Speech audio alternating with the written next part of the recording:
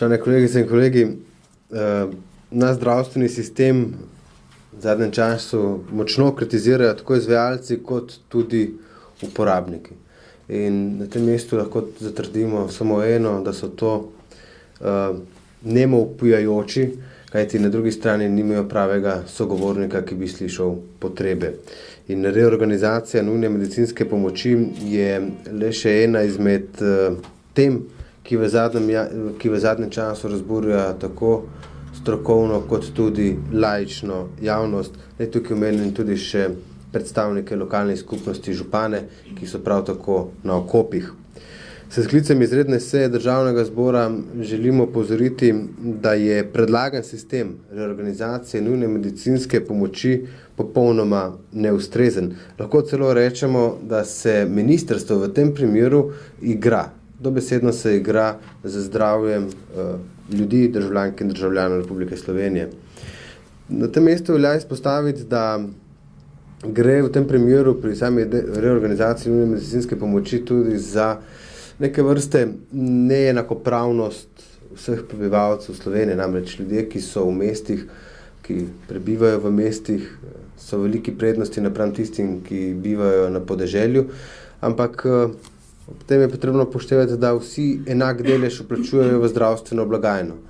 S to reorganizacijo nujne medicinske pomoči pa bo nedvomno tisti, ki so v mestih bili deležni prejšnje pomoči, kot pa tisti, ki so na podeželju.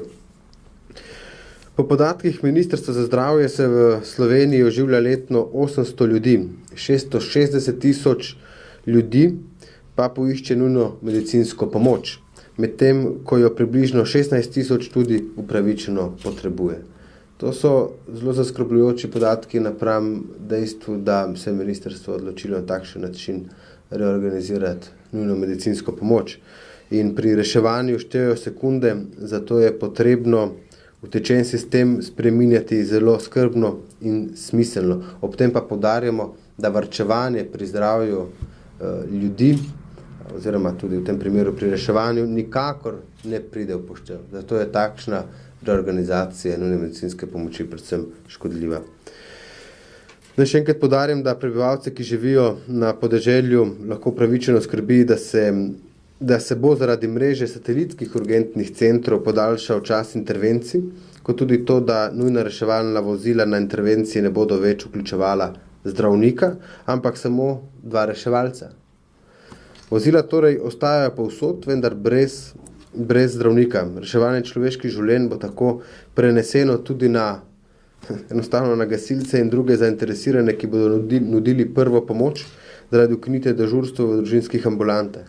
V Novi Sloveniji smatramo, da gre za nedopustno in nesprejemljivo potezo.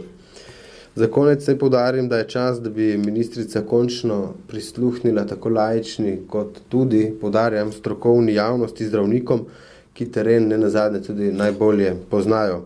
In vkolikor pravilnik ne bo pripravljen skladno začeli enake dostopnosti do zdravstvenih storitev, bo potrebno v tem primeru dejansko razmisliti tudi o nadaljnjih postopkih njegove presoje. V tem primeru pa v Novi Sloveniji tudi ne izključujemo možnosti ustavne presoje, kajti gre za neenakost.